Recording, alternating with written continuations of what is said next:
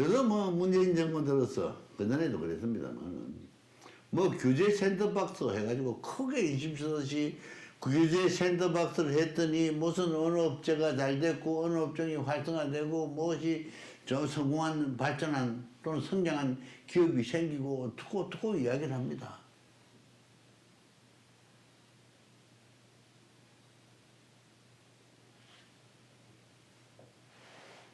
규제가 있어서 안 됐던 거를 샌드박스를 만들어서 규제를 풀어줬더니 잘 한다면은 그 규제 자체를 없애줘야 됩니다. 이게 무슨 인심 쓰듯이 1년 동안 시행해보고 성과가 한편에서는 성과가 좋다고 자랑하면서도 또 규제를 슬며시 갖다 대버립니다. 국가 통치의 제일 큰 규제는 뭡니까? 헌법입니다.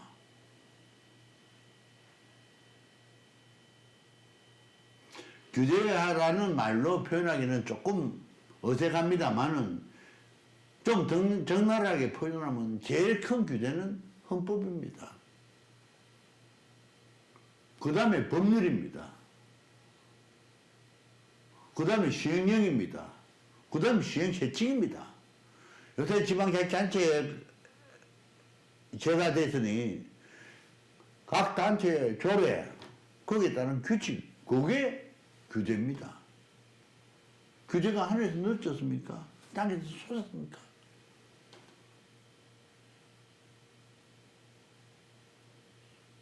몇십 년 전부터 법률 체계를 네거티브제로 해야 된다.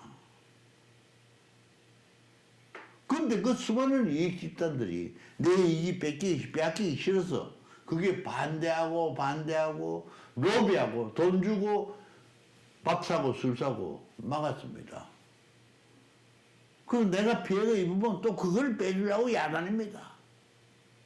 또 돈 주고 술 사고 밥 사고. 규제가 많으면 많을수록요, 권력을 가진 사람, 힘 가진 사람들은 좋습니다. 그 사람들은 논합니다. 내 한마디에 이 사람은 죽을 수도 있고 살 수도 있고, 그것도 위세를 부리고 허세를 부릴 수 있어서 규제를 놓지 않으려고 합니다.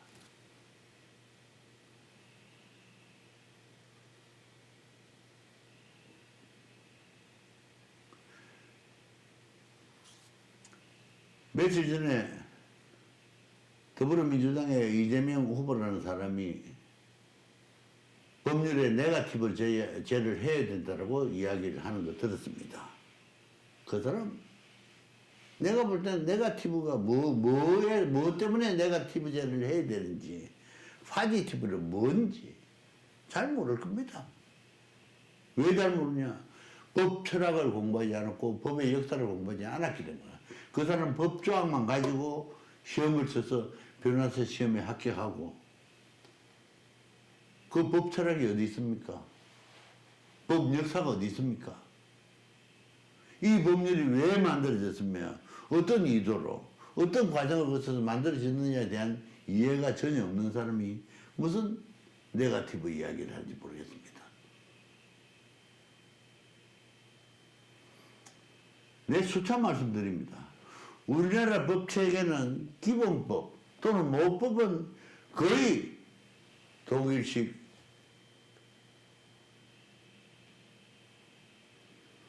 독일 제국 프로이센의 형태를 갖추고 있습니다. 그런데 위에 실정법이나 하위법에는 미국식 정신이 많이 들어와 있습니다.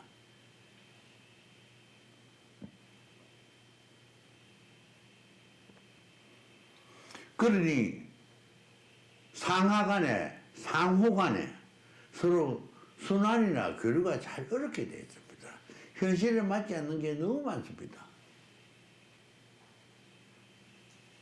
그런데 그거를 어떤 큰 인심이 쓰듯이 규제 샌드박스를 했더니 어느 기업은 성공하고 어느 기업은 활성화되고 어떤 사람은 좀 더 성공하고 어떤 사람은 어떻고 사기를 치고 있습니다. 그러면은 근본을 없애줘야 되는데 왜 무엇이 근본인지 왜 근본을 없애야 되는지 하는 법 철학이 전혀 없기 때문에 법에 대한 역사적인 고찰이 전혀 되지 않았기 때문에 무슨 소리를 하는지 지 스스로도 잘 모릅니다. 우리 국민들도 마찬가지입니다. 법률 공부를 안 합니다. 법률 역사나 법률 철학에, 법 철학에 대한 공부를 전혀 안 합니다. 가르쳐 주지도 않습니다. 그니 무슨 근거 있는 소리, 근거 있는 주장을 할 수 있겠습니까?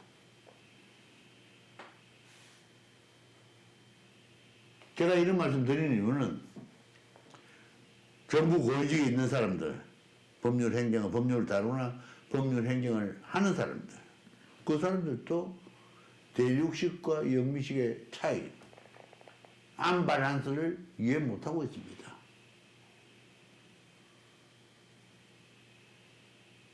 을이 타성에 젖어서 그냥 흘러가고 있을 뿐입니다.